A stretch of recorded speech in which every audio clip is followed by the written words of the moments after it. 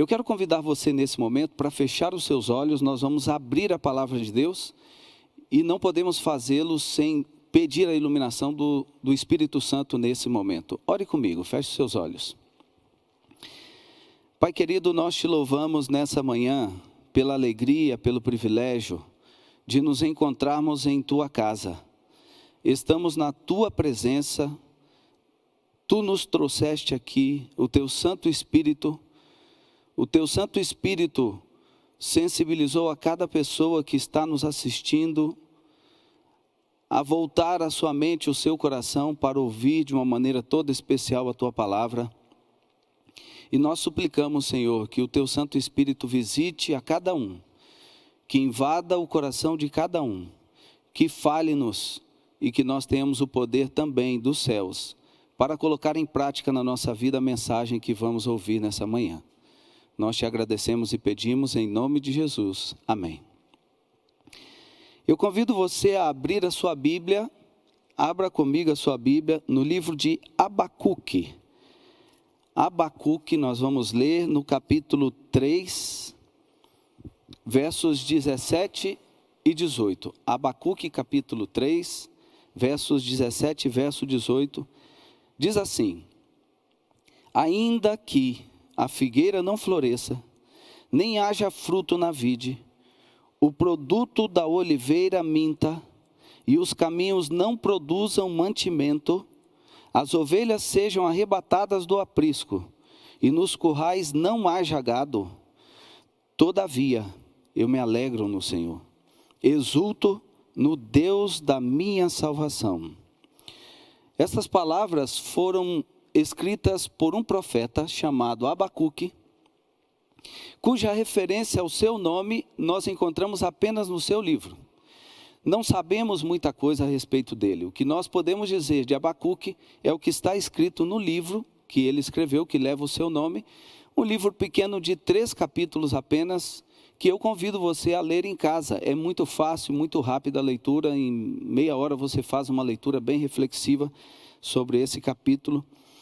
E o nome Abacuque tem 2 significados. Ele pode significar uma flor, uma planta característica de uma região, e pode também, no idioma hebreu, no idioma judeu, significar uma palavra que nesse momento é interessante, é uma palavra emblemática para nós nesse momento, que significa abraço.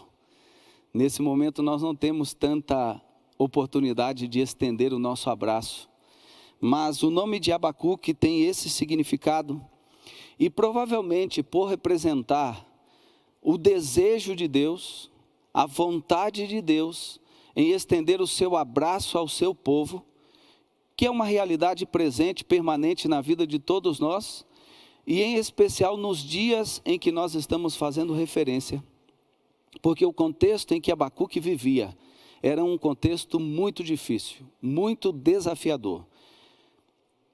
Imagina uma realidade difícil de você viver, onde todos os aspectos da sua vida fossem afetados negativamente, para você que é uma pessoa espiritual, para você que tem um interesse de viver uma vida exemplar, uma vida digna, uma vida correta. Nos dias de Abacuque era um desafio imenso colocar em prática esse desejo, esse ideal, esse propósito de ser uma pessoa correta. Abacuque vivia um tempo de escuridão espiritual.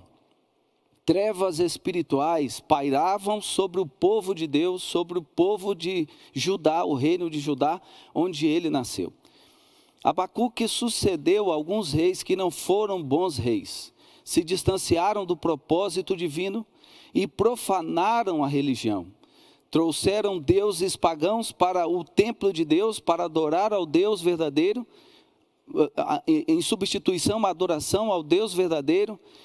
Manassés, um dos reis que viveu mais tempo, o rei que viveu mais tempo em Judá, reinou 55 anos, foi o rei mais apóstata e mais profanador da palavra de Deus que nós podemos encontrar na história bíblica. No seu período, a adoração a ídolos de madeira, de pedra, bruxaria, espiritualismo, feitiçaria, sacrificar os seus próprios filhos em sacrifício aos seus falsos deuses, eram práticas naturais nos dias desse rei de coração muito mau, e que em um determinado momento Deus teve misericórdia, teve fidelidade, bondade para com ele, e foi fiel para com ele, dando a oportunidade do arrependimento. Abacuque viveu com um projeto de vida diferenciado. Ele queria exaltar a Deus, ele queria que o povo obedecesse a Deus, que obedecesse os princípios sagrados, que andasse no caminho de Deus, que andasse em retidão, em justiça, que fizessem o que era reto perante o Senhor, mas ele não teve esse privilégio. Eram dias difíceis. Vamos ler aqui comigo o capítulo 1, versos 1 ao verso 4. Do mesmo livro, capítulo 1, versos 1 ao verso 4, diz assim: Ó Senhor Deus, até quando clamarei pedindo ajuda, e tu não me atenderás? Até quando gritarei por violência? Gritarei porque a violência existe e tu não nos salvarás? Por que me fazes ver tanta maldade? Por que toleras a injustiça? Estou cercado de destruição e violência.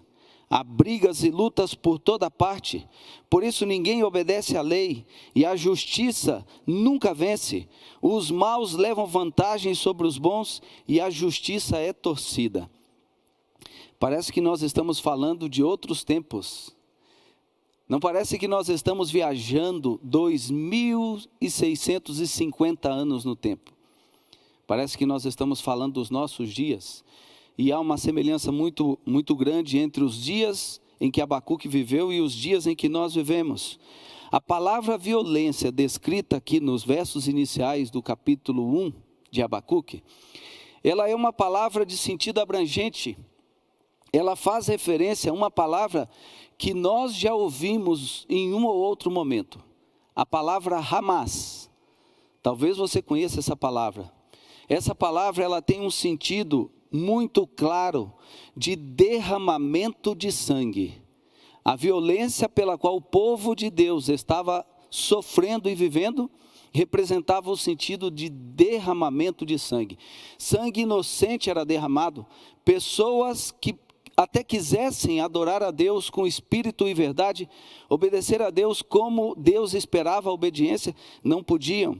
E Abacuque, vendo essa incoerência, vendo a injustiça com que o povo vivia e a injustiça com que aqueles que queriam viver corretamente viviam sofrendo, ele faz alguns questionamentos a Deus que nós acabamos de ler.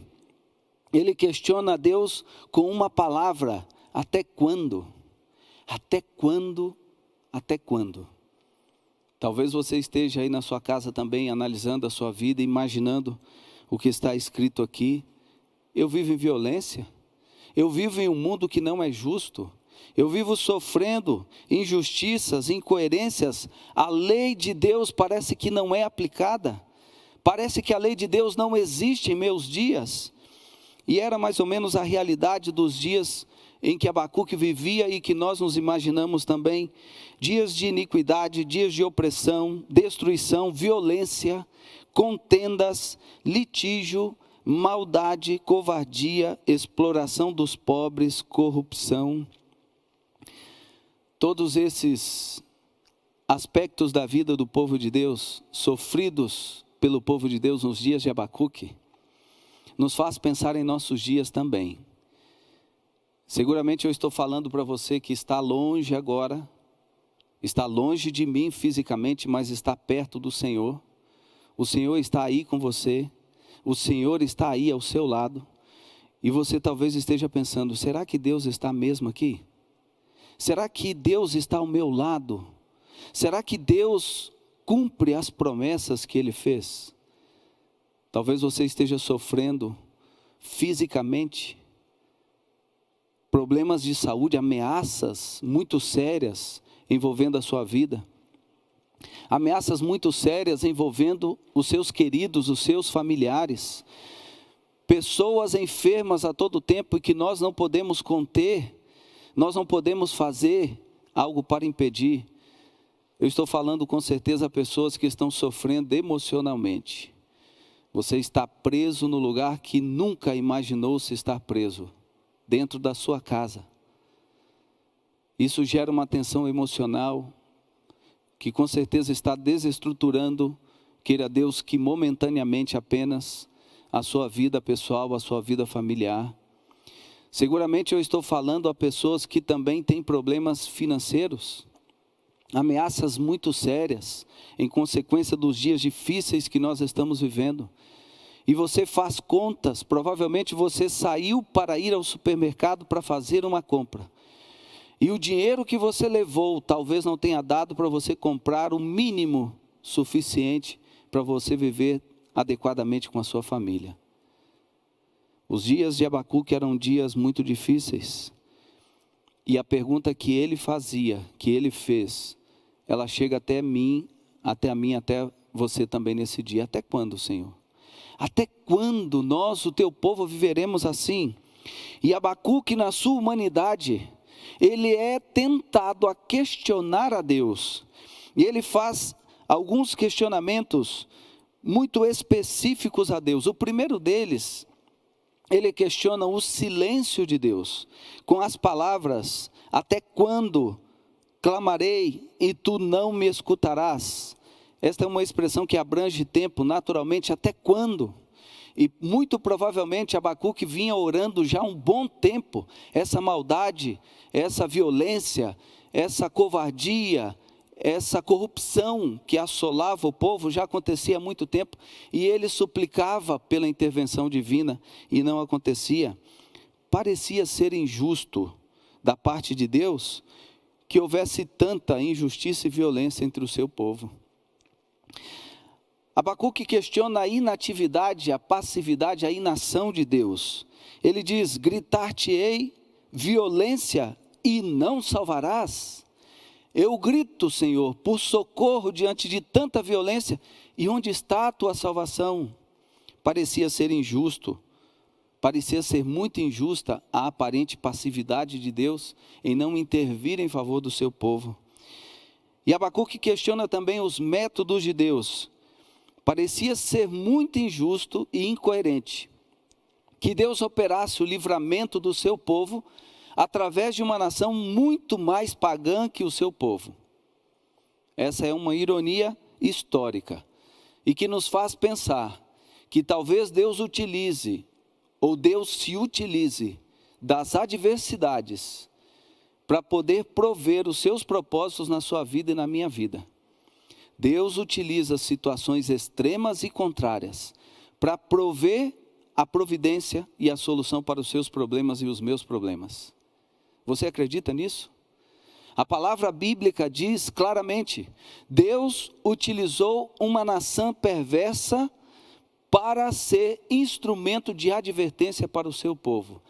Olhando para os dias em que nós estamos vivendo, nós não temos como não pensar que talvez Deus esteja usando os momentos pelos quais nós estamos passando para chamar a nossa atenção também.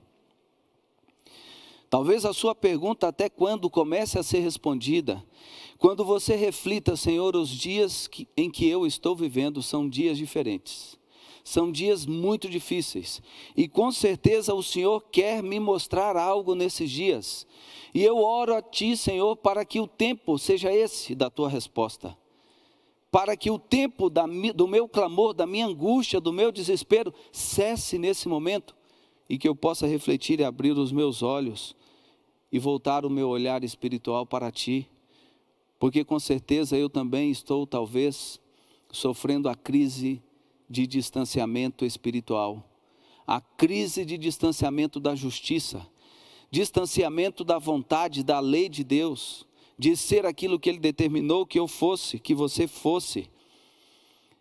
Abacuque vivia sentimentos muito desafiadores. Era muito comum em seu dia uma revolta interna, porque ele tinha dúvida, ele estava angustiado, ele estava insatisfeito, ele tinha medo. E quando nós temos dúvida, estamos angustiados, nós temos medo, a insatisfação envolve a nossa vida, nós somos tentados a gritar: Senhor, até quando? Até quando? Tudo o que eu estou vivendo, até quando? Por que o Senhor não ouve, Senhor? Se eu estou clamando, eu peço socorro contra a violência, por que o Senhor não me atende? Quantas vezes você fez essa pergunta a Deus? Nesses dias em que nós estamos vivendo de reclusão, você seguramente esteja vivendo situações que faça você ser tentado a fazer essa pergunta. Deus responde a todas as nossas orações. Ele não deixa você e a mim sem nenhuma resposta. E no capítulo 1, no verso 5, logo em seguida a essa pergunta, Deus responde assim: vede entre as nações, olhai, maravilhai-vos, desvanecei, porque realizo em vossos dias tal obra, em vossos dias, no seu dia, nesse momento, eu realizo tal obra que você não crerá. Quando for contada para você, você não vai crer nas obras que eu vou realizar nos seus dias. Aparentemente tudo está perdido. Tudo. E você sabe muito bem do que eu estou falando. Eu não estou aí no seu lugar, no seu coração, para saber o que você está vivendo, o que você está sentindo. Mas uma coisa eu tenho certeza, muitas pessoas estão sofrendo, e estão questionando, esperando pela resposta divina, e o Senhor está respondendo para você nessa manhã. Eu vou operar obras em seus dias, que você não vai acreditar, se não fosse contada por mim, quando lhe contarem. No capítulo 2, verso 1, Abacuque agora, que antes duvidava de Deus, agora acredita nas palavras, no poder de Deus, certo de que Deus estava falando algo que ele iria cumprir, ele transita da dúvida para a confiança, do desespero para a fé, e ele parte para um local especial. Ele sobe, capítulo 2, verso 1 diz: vou subir a minha torre de vigia, vou esperar com atenção o que Deus vai dizer e como vai responder a minha queixa. Bonito, muito bonito pensar assim. O homem que duvidava, que tinha questionamentos incríveis durante um bom tempo, quem sabe, agora ele ouve Deus dizer para ele: eu vou operar maravilhas em seus dias. E consciente de que Deus cumpre as suas promessas, ele sobe a sua torre, ele vigia, ele espera, ele fica alerta, ele crê, ele não só fala, mas ele age como quem vai receber. E eu vou esperar Deus responder a minha queixa, a minha dúvida, a minha inquietação. Quando nós estamos em situação difícil, talvez a palavra que mais nós queiramos gritar ou ver atendida é a palavra socorro.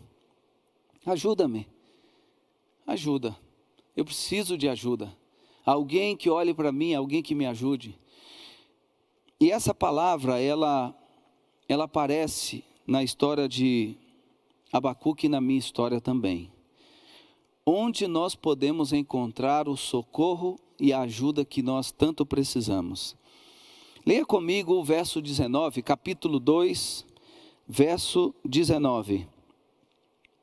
Capítulo 2, verso 19. Olha que interessante a mensagem de Abacuque. Ele diz assim: ai daqueles que confiam nos seus ídolos de madeira e de pedra, que gritam para que acordem e os manda despertar. E ele faz uma pergunta: pode o ídolo ensinar? Pode? Pode o ídolo ensinar? Não ensinar coisas vãs, porque isso de fato pode. Coisas inúteis, coisas fúteis, coisas passageiras. Mas a pergunta, pode o ídolo ensinar? Faz referência à inquietação dos versos anteriores. Ensinar a solução para os seus problemas.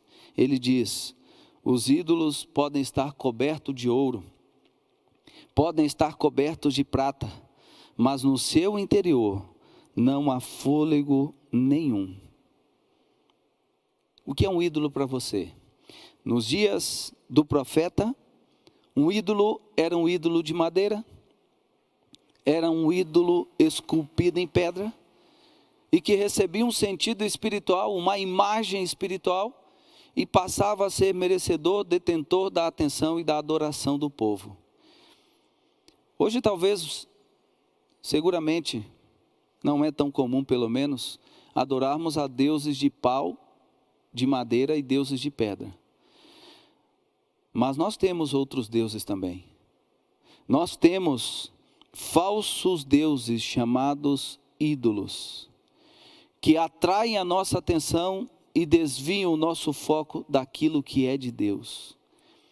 Desvia a nossa vida do propósito divino de vivermos.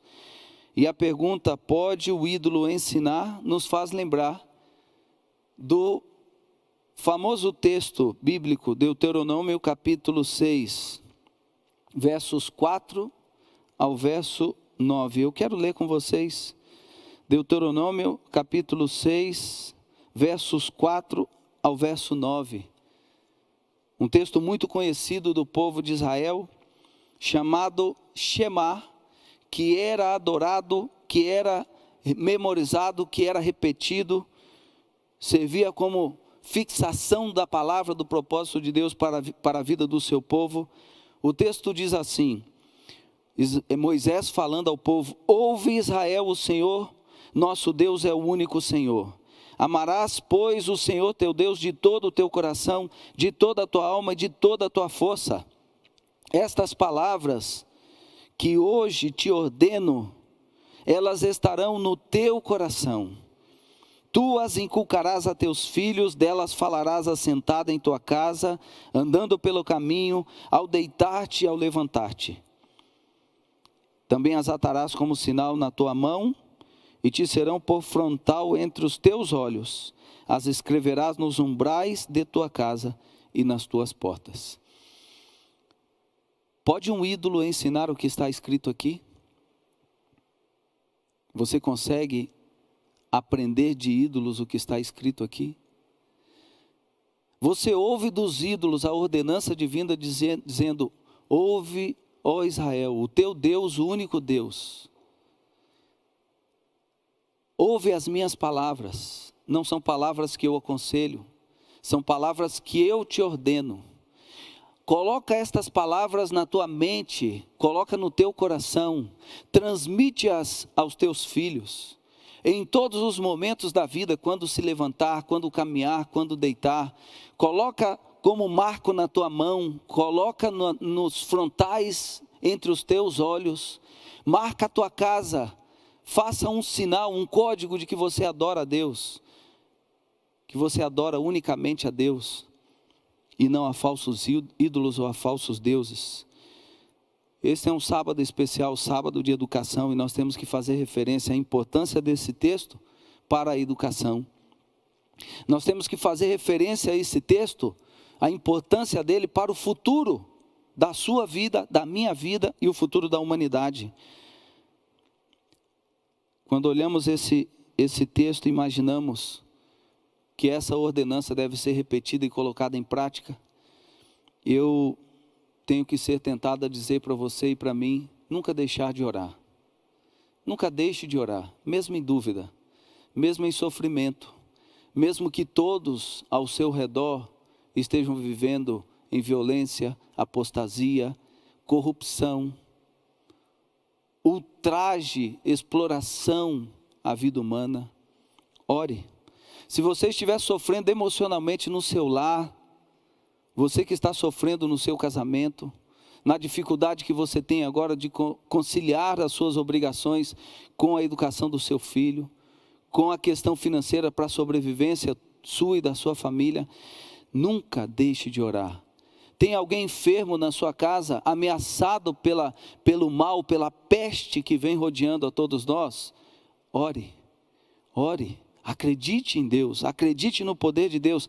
A verdadeira educação, aquela que não só nos prepara para essa vida, mas nos prepara para a vida eterna, essa verdadeira educação está centrada, ela está apoiada na palavra de Deus. Ela é construída sobre a palavra de Deus e seguida da oração. Bíblia e oração. Palavra e oração. Palavra e oração nos colocam no caminho da restauração. São a receita para uma vida vitoriosa. Ouvir a palavra de Deus é a única maneira de enfrentar a crise. Ouvir a palavra de Deus é a única maneira de enfrentar a crise, apoiar-se nela, confiar nela, encontrar nela a força que você não tem. Ouvir a palavra de Deus conduz a você e conduz a mim a oração fervorosa. A fé vem pelo ouvir a palavra de Deus, a oração fervorosa, e a oração fervorosa conduz você e a mim, da nossa humilhação humana, à exaltação da glória de Deus. Transpomos a nossa humanidade para a glória de Deus, nós passamos a ver as coisas de uma maneira diferente. Quando você lê a palavra de Deus, quanto mais você lê, mais fervorosa é a sua oração. Quanto mais você ora, mais a palavra de Deus transforma a sua vida. Palavra e oração são as principais ferramentas para enfrentar e vencer as crises. As principais ferramentas para a educação, na verdade e na justiça. O seu e o meu grande desafio é conhecer e confiar em Deus, conhecer e confiar no Senhor. Somente olhando para Deus é que os nossos filhos se desenvolverão ao ponto de se tornarem mulheres e homens de valor. Homens e mulheres de caráter. Somente olhando para Deus é que eles aprenderão a viver com princípios em um mundo em crise, um mundo entregue às crises. Somente olhando para Deus é que poderão receber poder para serem agentes de mudança e transformação. Você tem visto isso acontecer na sua casa? Você tem visto isso acontecer na sua família? Se não, pergunte para você mesmo, até quando? Até quando eu vou continuar vivendo assim? Até quando eu vou desconsiderar que sozinho eu não sou ninguém? Eu não posso nada? Eu preciso da intervenção do poder divino. E você só vai encontrar isso quando você buscar de verdade na palavra de Deus, que vai te levar à oração, e vice-versa, a oração vai te levar à palavra de Deus. John Stott escreveu um livro intitulado Cristianismo Equilibrado, e nesse livro ele diz que há uma polarização muito grande da religião, extremos, a religião passa por extremos, a religião carece de equilíbrio. Há igrejas que têm doutrina, mas não crescem. Há igrejas que crescem e que não têm doutrina e não têm ética. Há aqueles que são fortes nas doutrinas, mas são muito liberais na ética e nos princípios. São ortodoxos de cabeça, mas hereges de conduta. Uns têm caráter, outros têm carisma. Uns têm caráter, mas não têm carisma. Outros têm carisma, mas não têm caráter. Necessitamos de equilíbrio, necessitamos de sabedoria, necessitamos de pureza. Eu e você necessitamos de poder dos céus para sermos firmes pelo que é reto, ainda que caiam os céus. Precisamos responder quem nós somos nesse mundo e no contexto de vida que estamos vivendo. O Salmo 147 responde essa pergunta. Verso 1 diz assim, Salmo 147, verso 1. Ele diz assim, aleluia. É bom cantar louvores ao nosso Deus. É agradável e certo louvá-lo. O Senhor Deus está construindo de novo Jerusalém. Ele está trazendo de volta o seu povo, que foi levado como prisioneiro para outro país. Ele cura os que têm o coração partido e trata dos seus ferimentos. O próprio Senhor. Foi Ele quem resolveu, olha que bonito, quantas estrelas deviam existir. E Ele chama cada uma pelo nome, pelo seu nome. Que Deus grandioso, que Deus tão próximo, que conhece cada estrela pelo seu nome. Os astrônomos dizem que para cada grão de areia, em todo o oceano existe uma estrela. Que bonito pensar assim, né? Em cada grão de areia há uma estrela. E não é uma palavra metafórica. O homem não conhece o poder de Deus. Ele não pode explorar o poder de Deus. Moisés, quando teve um encontro com Deus, contemplou a luz, caiu de joelhos, tremendo. Isaías disse: ai de mim, porque sou homem de lábios impuros. João caiu aos pés do Senhor, quando recebeu a visão, caiu morto como morto. Pedro disse: afasta-te de mim, porque sou pecador. Falta à humanidade o reconhecimento da grandeza de Deus. Falta à humanidade o reconhecimento da insignificância humana. Os dois extremos, reconhecer quem eu sou, ou melhor, quem eu não sou, e reconhecer quem Deus é. Da insignificância humana à soberania divina. Falta à humanidade respeito para com as coisas sagradas. Falta à humanidade discernimento para diferenciar entre o santo e o profano. Falta à humanidade o senso de urgência dos dias difíceis e perigosos, saber observar e ater-se aos sinais.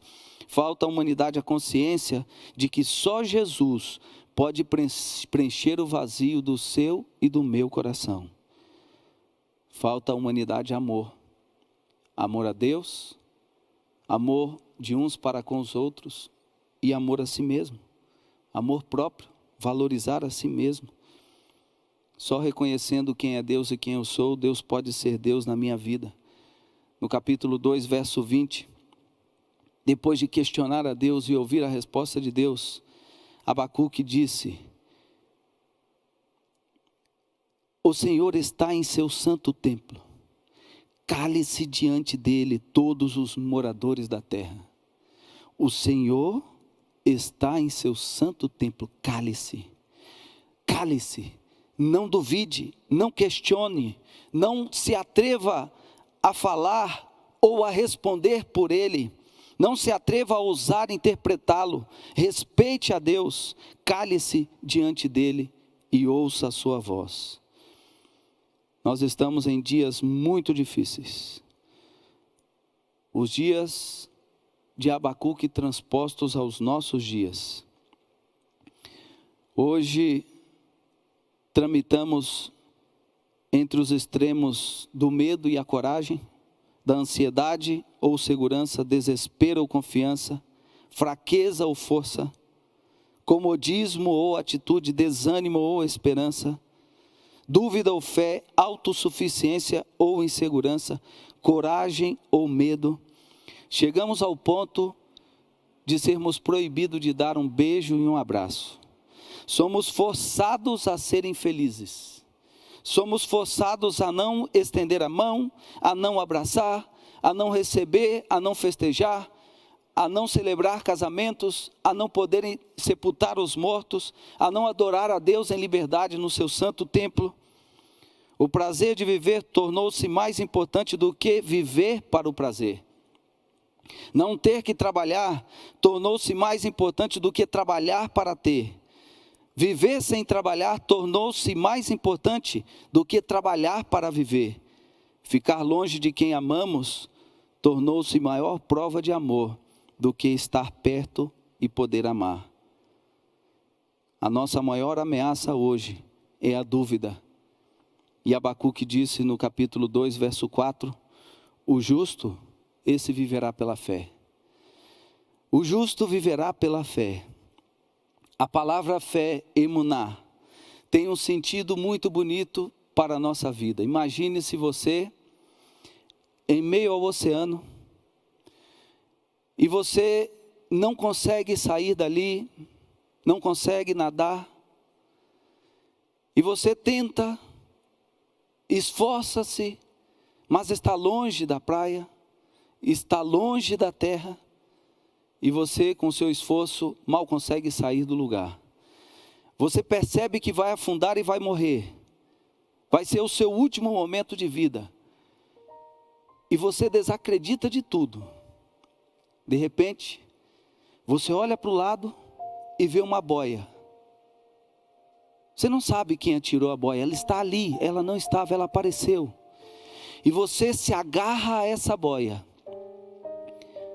porque ela é a única esperança de salvação para você. A palavra fé, no seu sentido original, ela tem esse sentido.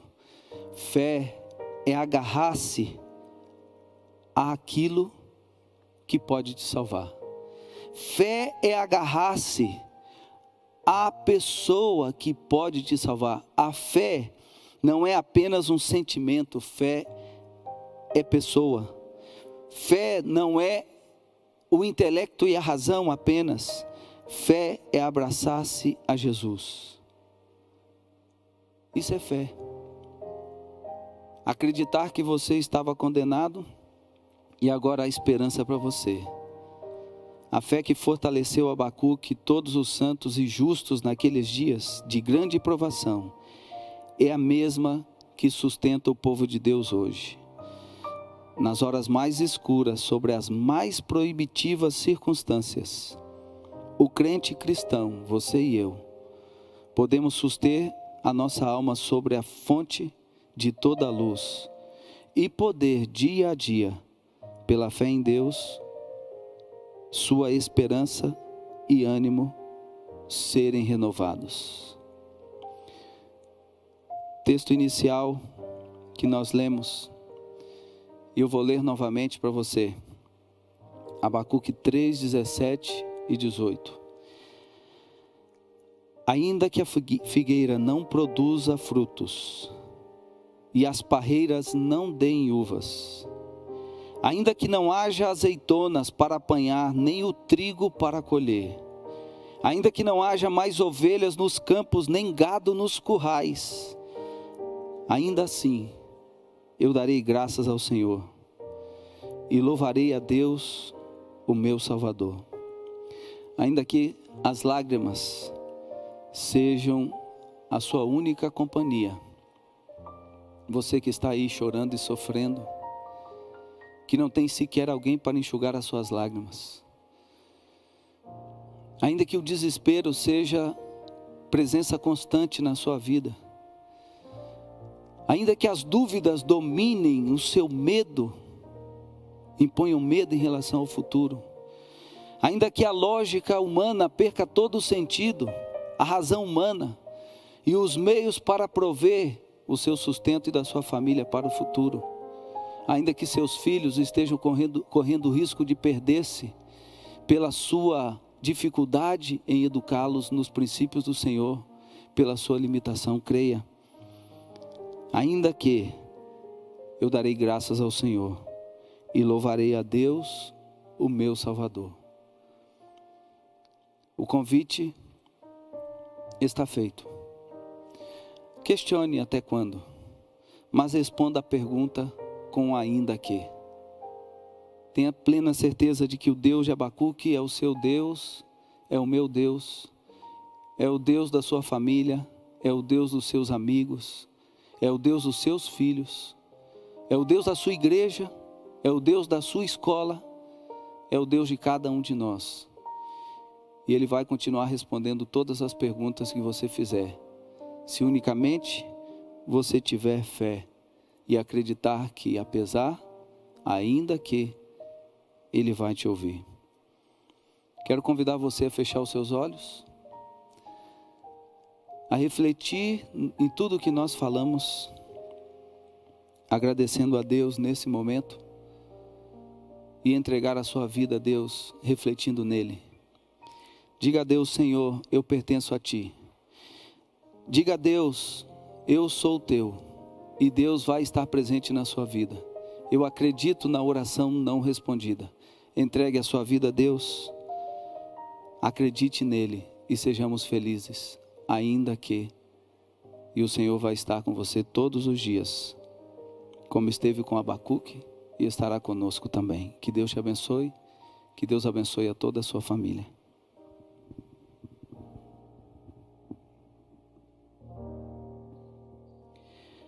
Bondoso Deus, querido Pai, Deus do passado, Deus do presente, Deus do futuro, a história de Abacuque é a nossa, nos apropriamos dela, e assim como ele tramitou da escuridão, das trevas para a luz, do desespero para a segurança, da dúvida para a certeza, nós também sejamos agraciados por Ti nessa manhã, com a resposta certa para a dúvida que temos, com o calor, com o abraço, com a proteção, com a presença do Teu Santo Espírito em nossa vida. Abraça cada um de nós, aos que choram, aos que sofrem mais, aos que sofrem menos, aos que sorriem, aos que têm dúvida. Seja, Senhor, o Deus de todos nós nessa manhã, em todos os dias da nossa vida. Nós te agradecemos e pedimos em nome de Jesus. Amém.